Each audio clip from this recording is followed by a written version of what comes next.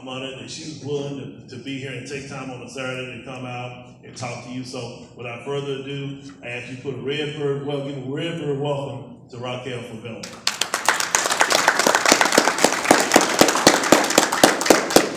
Councilmember Thomas is really sweet, as was TC. He kept telling me that when he asked me to join Team Dallas, as he would call me or text me or email me, he would say, I need you to come join Team Dallas.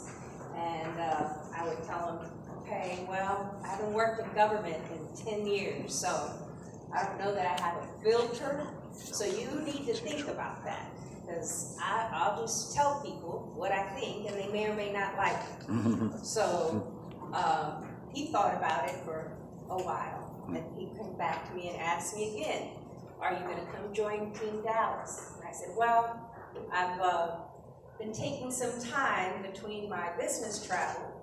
So I worked for a company that was headquartered in New York City. It's a national nonprofit organization that dealt with economic development and housing by the name of National Development Council. It was founded by Robert Kennedy to help units of government, right? Just like private consulting firms advise developers. Well, Mr. Kennedy wanted units of government to have that caliber of advisors for units of government, for cities, for counties, for housing authorities, who were dealing with real estate developments and didn't really have a banking background, didn't have a real estate background.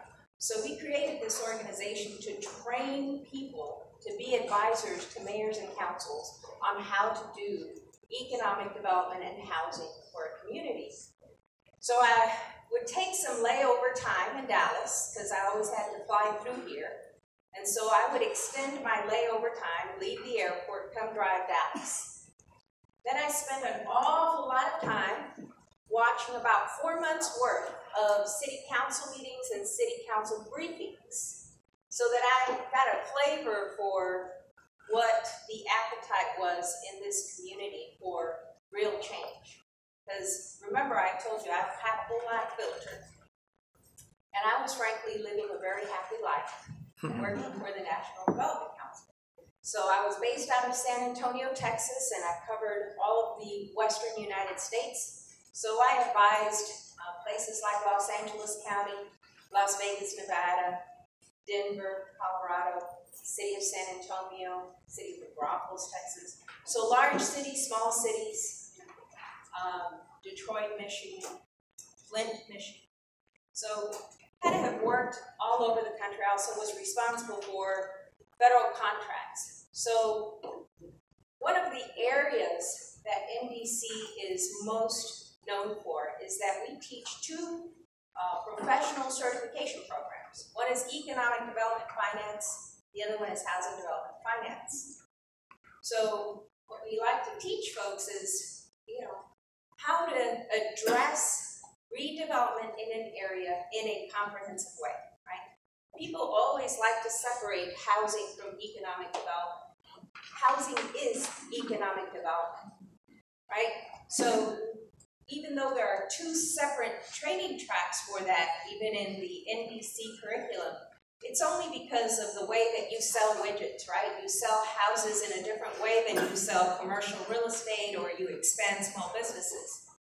But in order for us to attract the kinds of businesses that I read in your vitality plan that you want to attract, you want to attract grocery stores, you want to attract sit-down restaurants, you want to attract high-end retail services in the area, I want to draw your attention to your residential numbers on this economic fact sheet.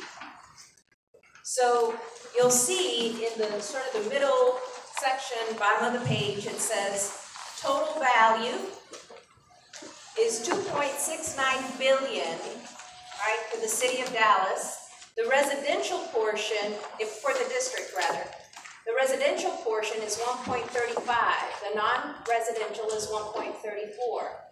But I want you to look at on the residential as a percentage of the overall city. It's only 3%, right? To attract that caliber of retail and commercial development, you need more consumers. You need more people to live in this area. If I'm a grocer, I have a very specific profile that I'm looking for, right? They're called specifications, site locator specifications. You go Google any grocery store and they'll tell you exactly what they're looking for, how much square footage, what the income profile of their buyer should look like, how far their market area of influence is, meaning how far they think people will drive to shop at their grocery store, right? They've got this down to a science. They know where their consumers are. So if you want to attract the Sprouts, well, you got to go look at their specifications, right? My job is, once you figure out what are the things that you want to see in the community, well, then we've got to build the profile of the market that will attract, right? Which means you've got to build more housing in District 3, right? So that's a reality. And then more specifically, you've got to create that, as you look at those site selector sites, they'll show you they're looking for people, a median income of a certain amount, right? They're looking for a type of profile of their buyers. Because a grocery store, all of their stuff is highly perishable, right? They're not going to build and put a grocery store in place and think, well, maybe people will come shop. There's no maybe in it. They need to know for certain. Because there aren't a whole lot of profit margins, believe it or not, in grocery stores because everything is so highly perishable in a grocery store. So, City of Dallas has a little bit of a, hiccup history with opening a grocery store that didn't work.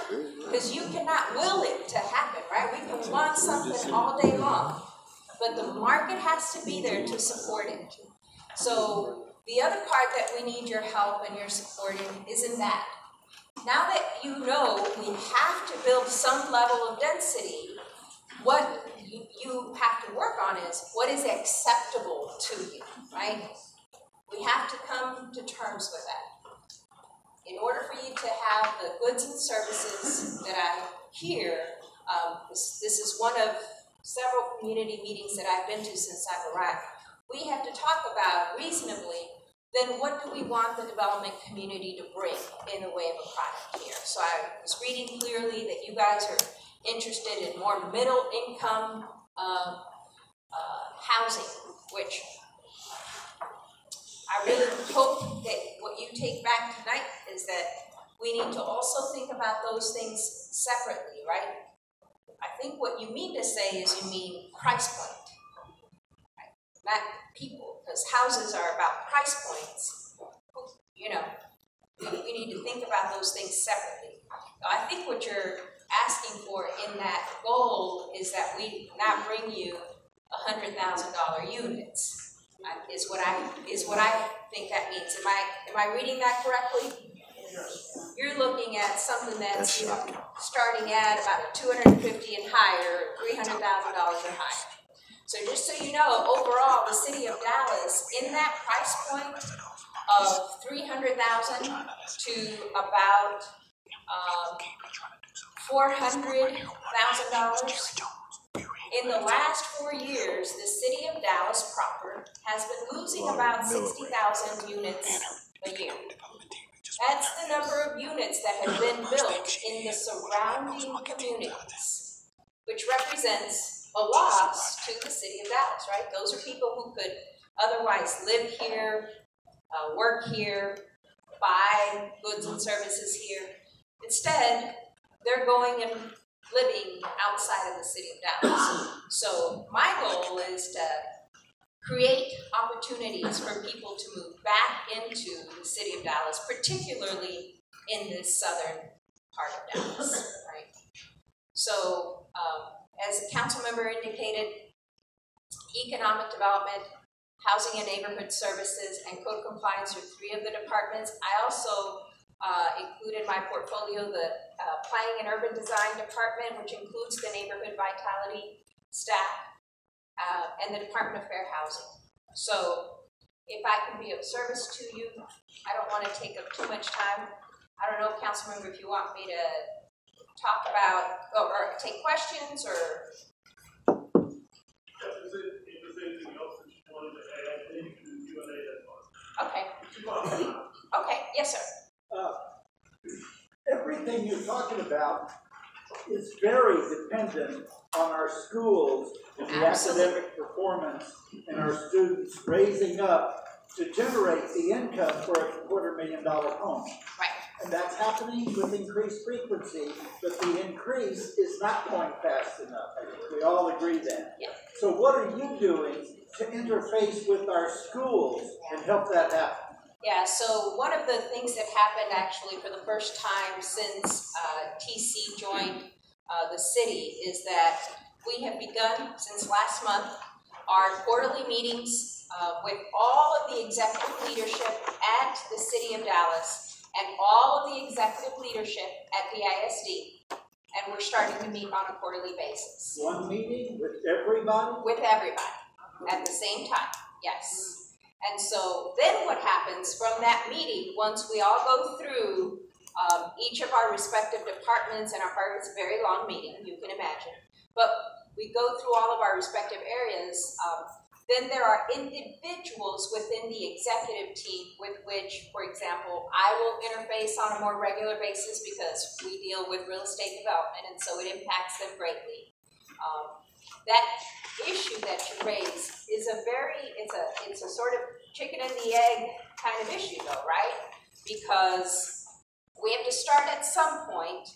The intervention of improving the property tax base, which is what I'm suggesting by building more housing that then will attract more commercial, that intervention is going to help improve the schools. How? Well, public schools in Texas are financed through property tax revenue, right?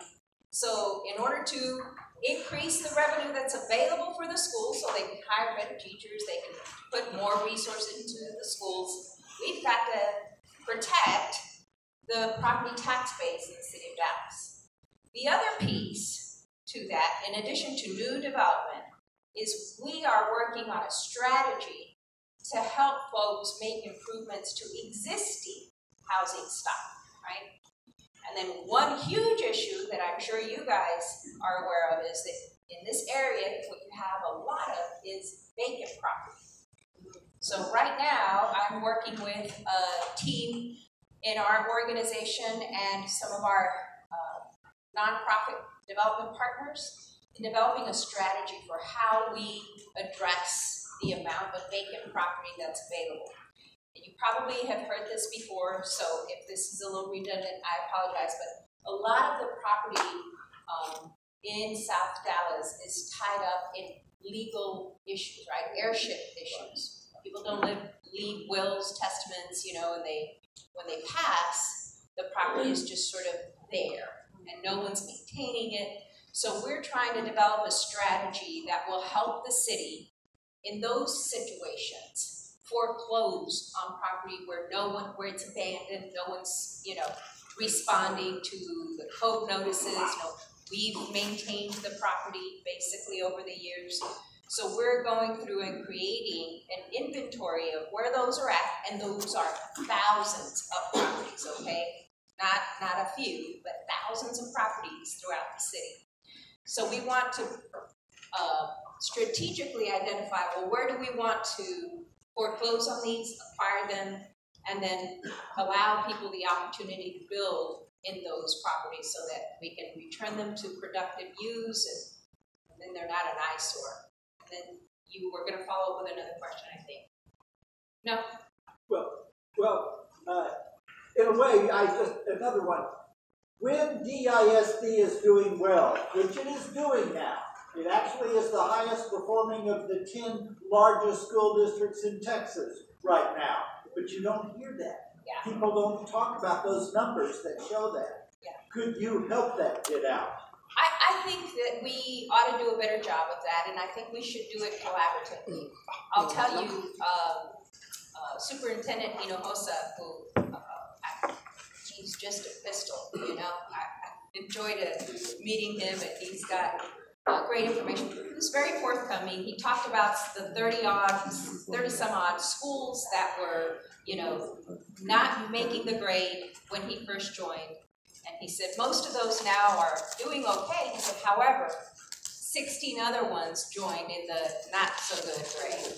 So he said it's a, you know, it's a challenge. It's an ongoing challenge. In part, that has to do with the lack of resources. That's why I tell you, our role as the city, the best way that we can help is to protect the property tax base. That's the best way for us to protect schools.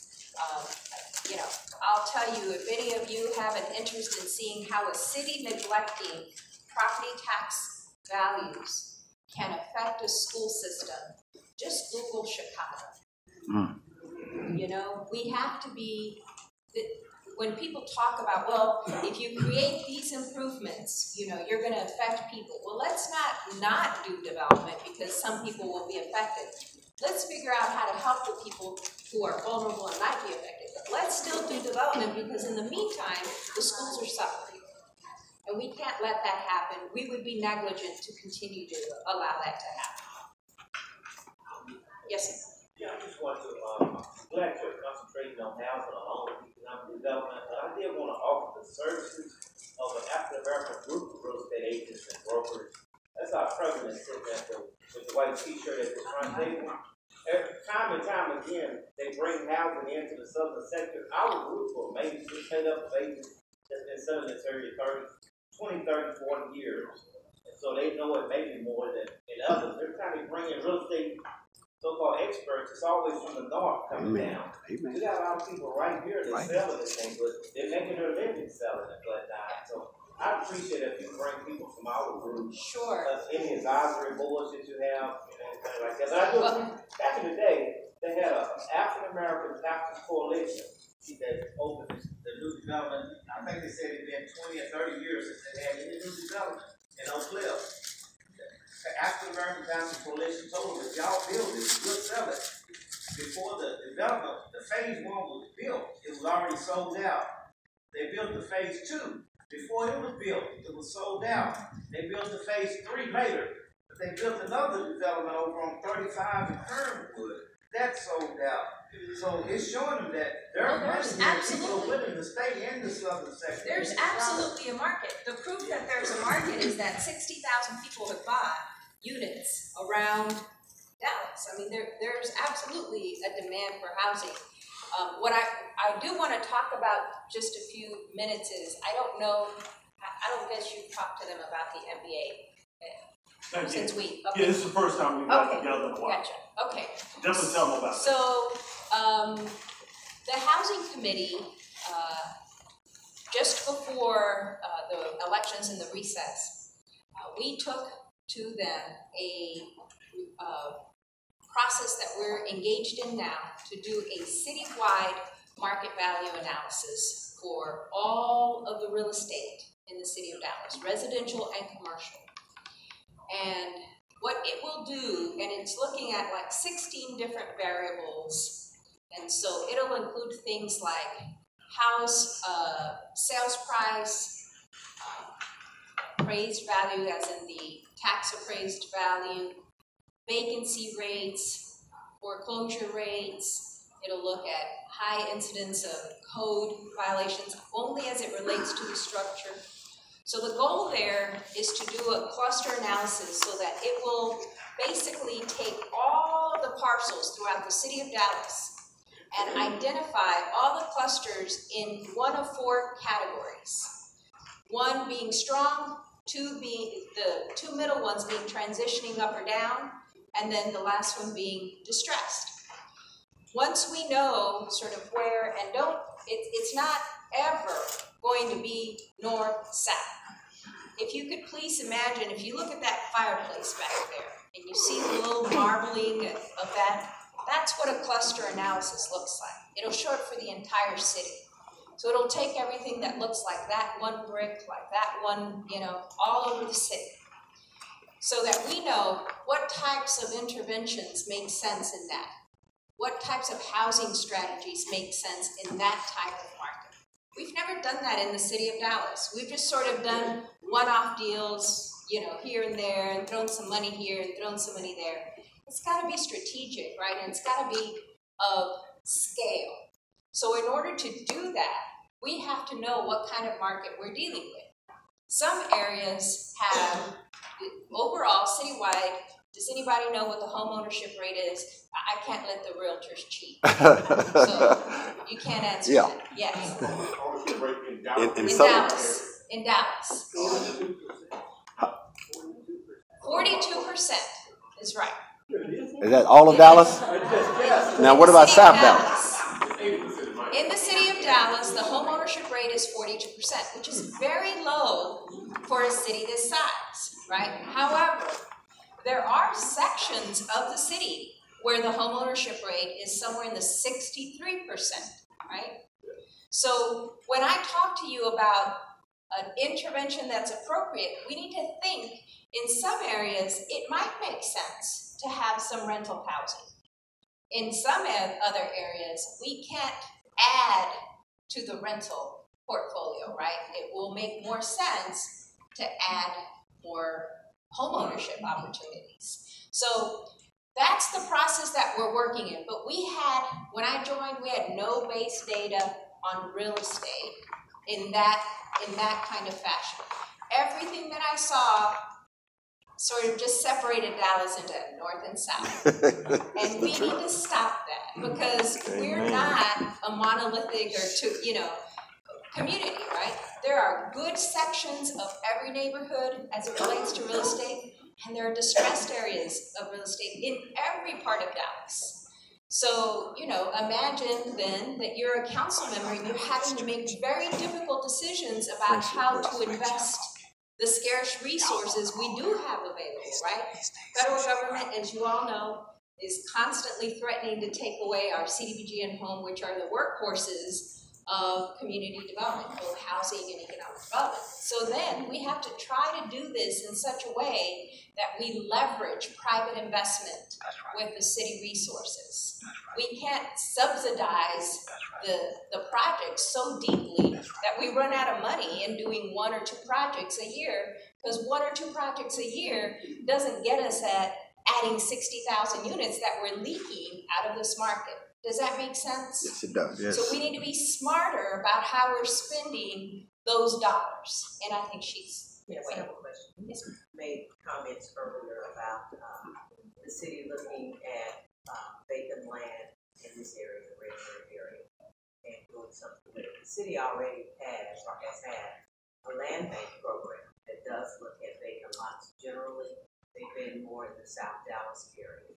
Are you talking about the city expanding that? And if so, I have a concern because generally the kind of development that goes back into those areas, although it is much better than what existed, is not going to be comparable to what we had identified here in this discussion about the average housing cost price for this area. So how is that going to mesh? 2 things. One, the existing land bank is governed by Texas Chapter 272. So it's limited in what types of properties and how we can pursue those properties. The properties I'm referring to are properties that are defined as abandoned. And so they're abandoned because we have sent notifications to the owners. They've not responded, they've not either boarded up or cleaned or secured the property. And we, the city, through code compliance, have done that instead of the owner. And we can't find the owner, they've not responded to any of the legal notices, the mail gets returned. So for years, we may just be maintaining that property. That's the abandoned property. Chapter 272 on the land bank, that doesn't address that. So this would be separate. And it's just land assembly, and we have to exercise other legal authority to do that because it relates to violations of property codes, whereas Chapter 272 does not. No, I understand that. I'm very and then the goal, there are a lot of flaws in the land bank, the way that it operates. One of which ignores the fact that real estate values differ depending on what? location. Well, here, the land bank in Dallas, for some reason, we sell every lot for $5,000 regardless of where it's at. Because I couldn't understand that. That's So, not my question. well, what happens is that then you sell these one-off lots, right? So the reason that you're not getting a standard of development that meets your definition here is because we're selling these one-off lots to whomever comes.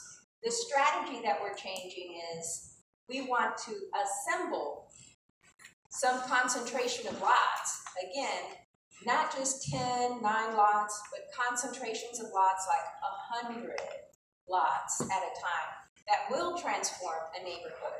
So that then we have, in conjunction with that, some design standards for what development can occur in that area. But for one-off, properties that get, disposed of through the land bank, it's very difficult to set a design standard that works for everyone. No, that really wasn't my question. I'm asking if the city is talking about doing some kind of program. How is the city gonna go about doing this? Obviously, it doesn't exist now, right? So how's the city gonna go about doing this? Are there any plans for doing it?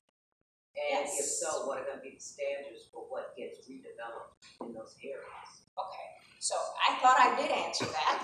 So I said You told me about the land bank program. I said I need to create another legal entity that allows me to foreclose on those properties. So that's the how.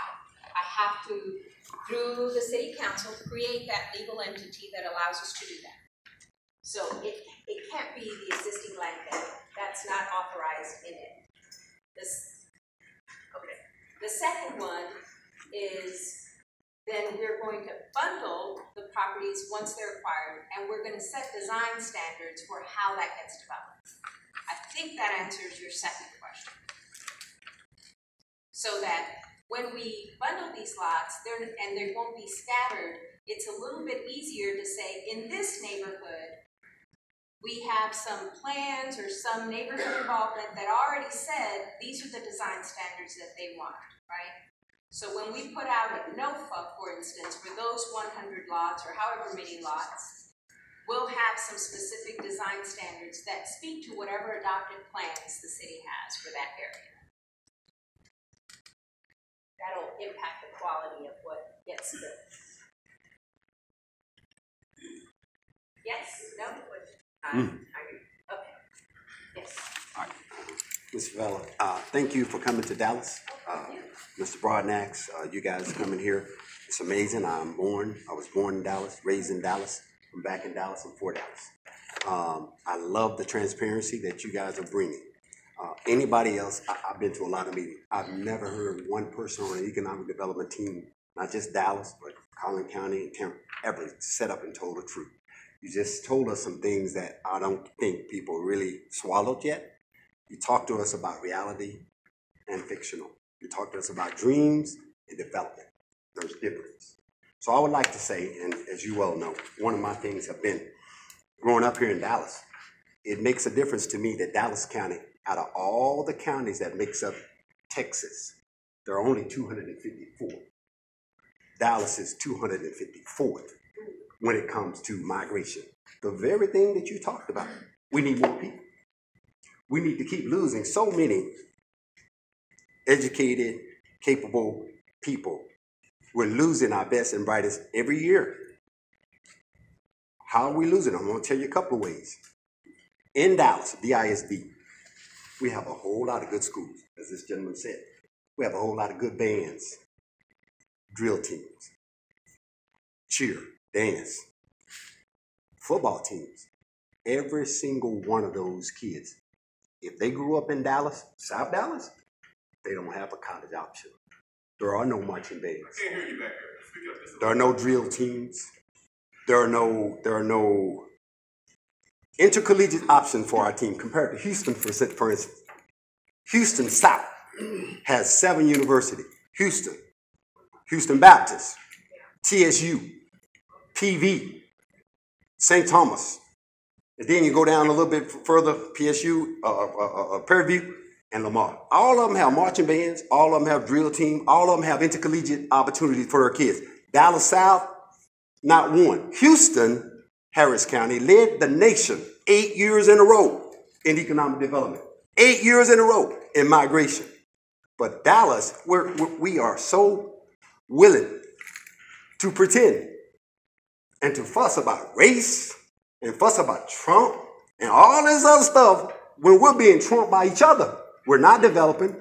We're not taking care of what we're supposed to take care of. And yet we'll turn around and we'll look and say, I'm going to vote for this person because we're doing all right. We had 3 out of 4 Democrats that ran for office this past term, and they lost. Let me tell you why. Because the younger and the kids that's coming, that we're sending all them away and not giving them an option to be here and develop, they coming back and they starting to say, wait a minute, something wrong. He said, well, only 10% of the people who are eligible to vote are voting. I wonder why. When you bring up the issue, I've done it. That young man right there, he's a preacher at Oak Cliff Bible Fellowship. I'm a member. I talked to him about this very thing. I talked to a lot of preachers. I talked to a lot of bankers. I've talked to a lot of folks who are the president of the UNT Dallas.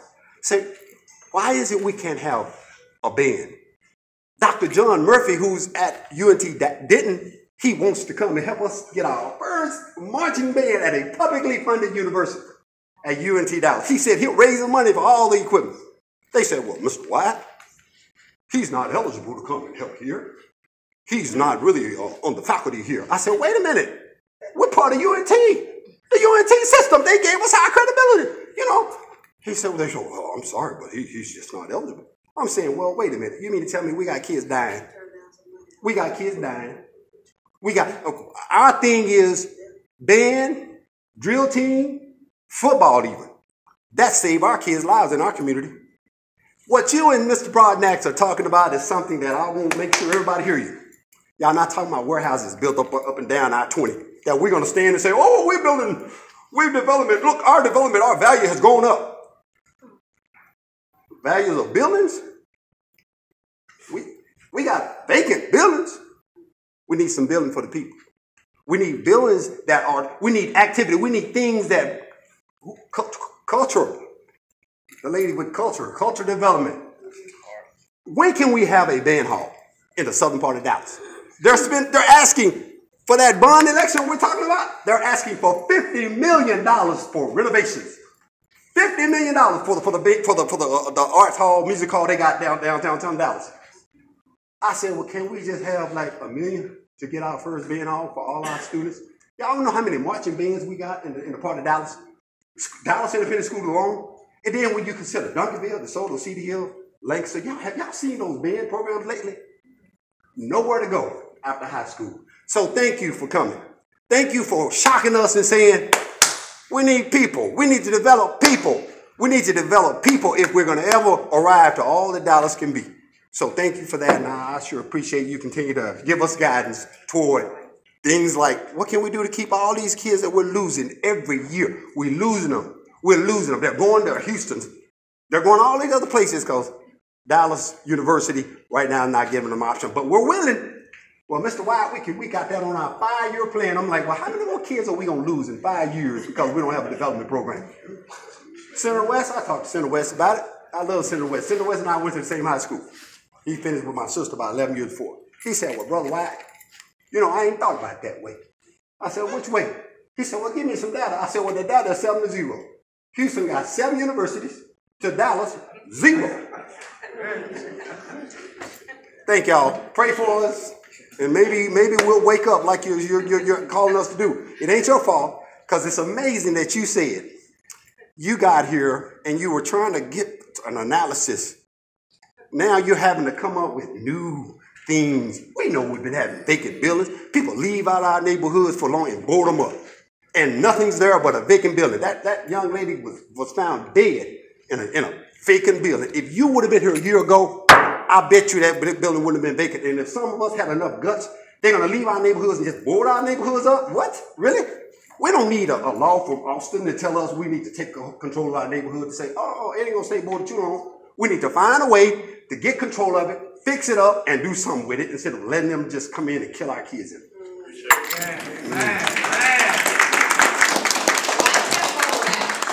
But I agree, the goal is to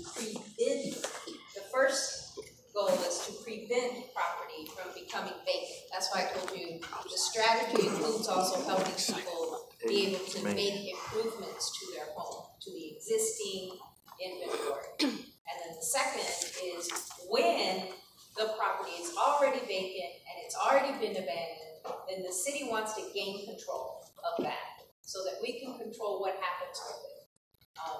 One of the other observations that I had when I joined is that we just kind of sit and wait for developers to come as opposed on community engagement, on community policing, on their role dealing with vulnerable populations and, strategies for dealing with vacant properties and, areas of high distress. And 4 candidates were phenomenal. So he's got 4 really great options of people who had specific examples and strategies that they had deployed in cities that were fantastic. So I walked out of those interviews feeling like, okay, we're in business now, because he's got some 4 really good options. So, but we are aware we have to work together. Part of our goal will be that once the city managers assemble the rest of the team, is that we are able to work more collaboratively across, one of my pesky questions in that interview process was a trick question, right? About how they interact with the civilian departments, right? Because that's part of the issue, is there's always this wall up between them. That's right. Because we're just civilians, what do we know, right? And so I was very glad that only one candidate referred to me as a civilian. Every other one said, well, you're just a citizen just like I am, so we ought to work together no matter what. So, person who just referred to me as a civilian, I was like, it's the same old same. Oh, I'm sorry, I lost my filter again. I do that too. No problem. Any other questions? We'll take maybe 1 or 2 more questions, and then we have a couple more people coming up. Yes, to make the meet today's market living mall, living center type shopping environment. So those require a lot more funding, because it usually involves, just for instance, burying utility lines just to make it, open and updated and competitive with what else is out there in the market in new construction. So for that, we do have other economic development programs that help. So we have TIF financing, we have tax abatements, we have pilot, we have CDBG, we have other tools that can help for redevelopment of a mall that's outdated, or a strip center or shopping center that's outdated. So not unlike the Rebirth Mall package that we've been working on for a long, long time that put all the capital stack together, including bond financing. Just takes a lot of resources, and that's one of the reasons that the facade improvement program was phased out, because, it's a small amount of money that's, that's set aside for it, and it doesn't have the kind of impact that you really need. It's a Band-Aid, that's right. It's the lipstick on a pig kind of thing. Yeah. So, all right, let's give Raquel a big hand.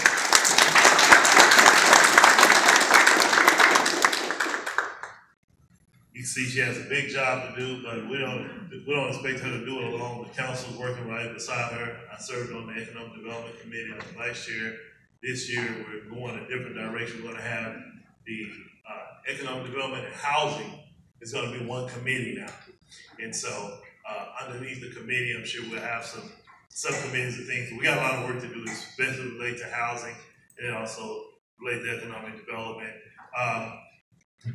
Michelle Williams did make it. She's with the Rebirth Dallas Entrepreneurs Center, also known as the DEC. I'm gonna have Michelle. Michelle. Okay, she's coming up, and I'm gonna tell you just a little bit about the DEC, and she's gonna talk about Rebirth and Entrepreneur Center. We know what entrepreneurship is. Business owners, those who want to own their own business. Well, we know if we're gonna grow this area, I've said this before, in the next 3 to 5 years, I believe this area is going to be the hottest area in the city of Dallas. I really do. And so if it's going to be a hot area, then we're going to have a lot of millennials, a lot of other people, transplant, people who are going to want to live down here, people who want to be innovative, want to own their own business. And so we're going to have Rebirth DEC. It's going to be here. She's going to talk more about it, tell you what it is, kind of how it came about. maybe what short term they're looking to do, and maybe even long term. I met with her maybe 5 to 6 months ago now. Yeah, so and I'm sure they've done a lot of work since then. They're going to be located right there at the Rebirth development. Okay, so she's going to talk to you more about that. So let's give Michelle a round of applause. And she's also president of the what do y'all call it? Downfall with Urban League Young Professionals, and so she leads millennials in that capacity. So here you go, Michelle. Thank you for being here. Thank you, Councilman Thomas. So again, my name is Michelle Williams. I'm the Executive Director over the Dallas Entrepreneurship's Southern Region Expansion Project. And so as Councilman Thomas explained, well, actually, let me rewind and just kind of go over the mission of the Dallas Entrepreneur Center, what we do, how we do it, and then how that's going to transfer down into the Southern region. So the Dallas Entrepreneur Center is a 501c3 nonprofit whose mission is to help entrepreneurs start, build, and grow their business. Very simple mission. And that's done through a couple of different ways. Through education, which means we host a lot of different workshops. We have a current series going on called Project EDU, where we're helping entrepreneurs learn about marketing, learn about search engine optimization. So why do things come up in the order they come up with when you Google a term? Everything from should you pay for ads online, how does Facebook marketing work? And so bringing entrepreneurs through that specific series. Once we finish that, we'll go on to finances. And so we do education on anything that really starts at idea all the way to execution, and help all different types of entrepreneurs. The second way that we support entrepreneurs is through our mentorship program. So we have over 220 mentors that really scan the gamut of subject matter experts. And so we have tenured entrepreneurs. We also have people that are really great at putting together financial capital stacks, that are great at putting together